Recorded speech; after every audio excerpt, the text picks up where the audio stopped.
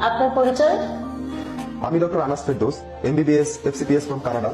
আমার বাকি ইনফরমেশন আমার বায়োডাটা দেওয়া আছে, আপনি চাইলে দেখে নিতে পারেন। প্লিজ। আমি বুলবুল আমিন, আমি একজন ইঞ্জিনিয়ার। দুহাত ভরে যা কামাই তাতে আপনার মেয়ে আসলে আমার কাছে অনেক সুখেই থাকবে।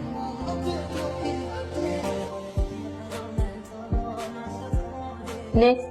আমি অ্যাডভোকেট স্বদেশ। আমি বাংলাদেশ সুপ্রিম কোর্টের একজন আইনজীবী হিসেবে নিয়োজিত আছি। আশা করি আপনার মেয়ে আমার কাছে বেশ নিরাপদই থাকবে।